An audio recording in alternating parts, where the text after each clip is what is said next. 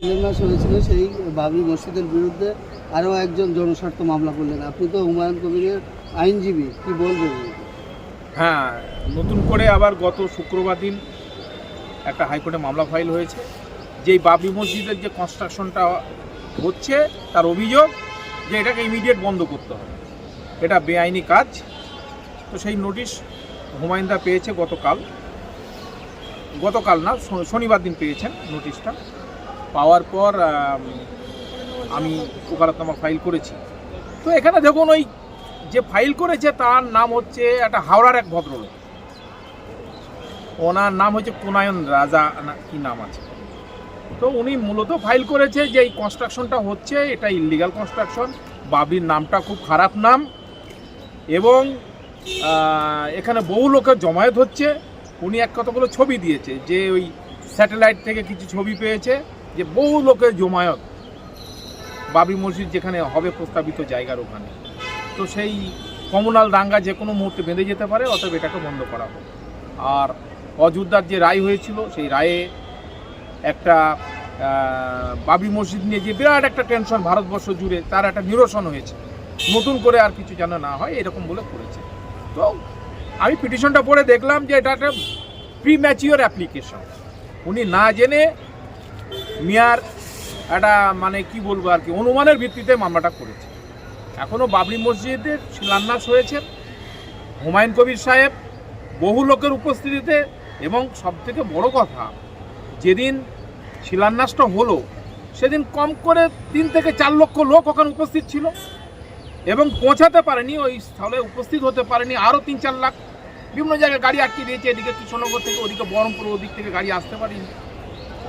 তো লক্ষ লক্ষ লোকের জমায়েত আমার মানে খুবই মানে আমি সন্তোষ মানে খুবই আনন্দ হলো আমার, যে একটাও কোনো ইনসিডেন্ট, ইভেন একটা যে মোবাইল কারো চুরি হয়ে গেল এ ধরনের কোনো রিপোর্ট নেই। মানুষ সুশৃঙ্খলভাবে, মানুষ মানে খুব ভদ্রভাবে ওখানে জমায়েত হয়েছে, এবং এই যে শুভ কাজ, এই শুভ কাজে সকলে সামিল হয়েছে। কারোর ওপরে কোনো অন্যায়, কোনো টিটকারি, কোনো অত্যাচার, কোনো রকম এই যে কোনো বিক্রেতার ওপরে আঘাত হানা, প্যাটিস বিক্রেতার ওপরে আঘাত হানা, এই ধরনের কোনো ঘটনা ঘটেনি। প্রশাসনও বুঝতে পারেনি। অবশ্য হুমায়ুন কবিরও এখানে বিরাট ভূমিকা নিয়েছেন, উনিও বারবার সকলকে সংযম হওয়ার বা করেছে। যাক, ওটা ব্যাপার নয়। মানুষ এখানে যারা ধর্মপ্রাণ ব্যক্তিরা যেখানে উপস্থিত হয়েছিলেন সকলেই ভদ্রলোক, সকলেই ভালো আইন মানা লোক, সকলে উপস্থিত হয়েছিলেন। তো কোনো ঘটনা ঘটেনি। আজকে হাওড়াতে এক ভদ্রলোক, সে মুর্শিদাবাদ সম্পর্কে কতটা জানে আমার জানা নেই, সে অনুমানের ওপরে ভিত্তি করে সে একটা মামলা ফাইল করলো, ওখানে আবার সাম্প্রদায়িক দাঙ্গা বেঁধে যাবে, বাবরি মসজিদটাকে বন্ধ করা হবে। আর কিছু কিছু বলেছে যে ডিএম এর পারমিশন নেওয়া হোক, আইনে বলা আছে। হ্যাঁ, তো মসজিদটা হবে তো নিয়ম মেনেই তো হবে। জোর করে কারো জমির উপরে কারো কাছ থেকে টাকা অর্থ ছিনিয়ে নিয়ে সে মসজিদটা হবে না। মসজিদটা তো আইনের পরিধারার মধ্য দিয়েই হবে। তার জন্য তার ইঞ্জিনিয়ারিং প্ল্যানিং করবে, সেই প্ল্যান সংশ্লিষ্ট আধিকারিকের কাছে সাবমিট হবে, ওখান থেকে পারমিশন আসবে, মসজিদ তৈরি হবে। এই জন্য তো হুমায়ুনদা বারবার বলছে যে আমাকে 3টে বছর টাইম লাগবে, আমি শুধু মসজিদ কেন অন্যান্য মেডিকেল কলেজ বা আরও যে সংস্থাগুলো হবে সবগুলো করে নেবে। এই যে আপনি বললেন উনি একটা ভিত্তি করে বললেন যে ওখানে কিছু গাঁথা হচ্ছে, এই মিথ্যাভাবে যে উনি মামলা করলেন, আপনারা কি পাল্টা হুমায়ুনের আইনজীবী হয়ে তাদের বিরুদ্ধে কোনো মামলা করবেন? দেখুন, এই সমস্ত লোকগুলো যারা মামলা করেছে এরা মূলত হুমায়ুন কবির তো আজকে পশ্চিমবঙ্গ তথা ভারতবর্ষ তথা তার বাইরে একটা বিরাট একটা ফিগার। তাকে দেখবার জন্য লাখ লাখ লোক সেখানে জড়ো হচ্ছে। গতকালকে দেখলাম বিভিন্ন জায়গায় এলাকাতে যাচ্ছে, ছাদের উপরে বিভিন্ন গাছের উপরে লোক দাঁড়িয়ে হুমায়ুন কবিরকে একবার দেখার জন্য। তো সেই রকম একটা জনপ্রিয় লোককে বা তার জনপ্রিয়তাকে রুখার জন্য হতে পারে এরা শাসক দলের ইন্ধনই করছে, যারা হুমায়ুন কবিরের যারা ভালো চায় না বা হুমায়ুন কবিরকে আগে দেখতে চায় না, বা ইসলাম বিরোধী বলুন বা ইসলামের এই ভালো কাজটাকে তারা সমর্থন করে না। তো তারা সেই জনপ্রিয়তা পাওয়ার জন্য করেছে। এখানে হাইকোর্টে করে দিলে বিরাট একটা ব্যাপার করলাম। যদি কেউ সলমান খানের বিরুদ্ধে মামলা করে বা কোনো বড় সেলিব্রিটির উপরে মামলা করে, মিডিয়া বাইট হবে, বিভিন্ন রকম প্রকাশ হবে, তার নামটা নেবে। এই যে তার নামটা আমি নিলাম, এটা তার কাছে একটা বিরাট প্রাপ্তি। তো ওইরকমই একটা এর কাজের জন্য, একটা ভালো কাজকে রোখার জন্য, এরকম নিজের পাবলিসিটি পাওয়ার জন্য এই মামলাটা উনি করেছে। আপনি বললেন যে ইসলাম বিরোধী, কিন্তু যারা মামলা করেছেন এর আগে কলকাতা হাইকোর্টে শিলান্যাসের সময় মামলা করেছিল ডক্টর আব্দুল সালাম শেখ, আর আজকে বলছেন কুমায়ুন রাজা, এই দুজনই তো মুসলিম। হিন্দু ভাইয়েরা বলছেন যে বাবরের নামে মসজিদ করতে করো না, আর তারা কিন্তু মামলা করছেন না। কি বলবেন এই প্রসঙ্গে? তো সেটাই ইসলাম বিরোধী মানে কি? এরা তো খালি মুসলিমের নাম নিলে তো হবে না, এরা এই ভালো কাজটাকে এরা সমর্থন করছে না। সেই জন্যই বললাম একটা মসজিদ হবে, তো তাদের এত কষ্ট হচ্ছে কেন? আজকে তারা বলতে পারবে যে লক্ষ লক্ষ লোকের জমায়েত, আমি যে কথাটা একটু আগে বললাম, একটাও কোনো অঘটন ঘটলো না, একটা কোনো চুরি ছিনতাই বা কোনো কারোর উপরে কোনো মলেস্টেশন বা কারোর উপরে কোনো রকম অন্যায় অ্যাসল্ট কোনো কিছু তো হয়নি। মানুষ সকলে সন্তুষ্ট, পুলিশ প্রশাসন অবাক হয়ে গেছে। কিসের সেখানে সাম্প্রদায়িক বলুন, দাঙ্গা বলুন বা আইন শৃঙ্খলার বিঘ্ন ঘটার কথা যে বলছে, কিসের আছে? কোনো ঘটনাই ঘটেনি, ঘটবেও না। এইবার কেউ যদি কুচক্করি করে, যদি আপনার অন্যায়ভাবে প্ল্যান নিয়ে ষড়যন্ত্র করে যদি কোনো ঘটনা ওখানে ঘটাতে যায়, তো সেটা তো দায়িত্ব হুমায়ুন কবিরের নয় বা কারণ নয়।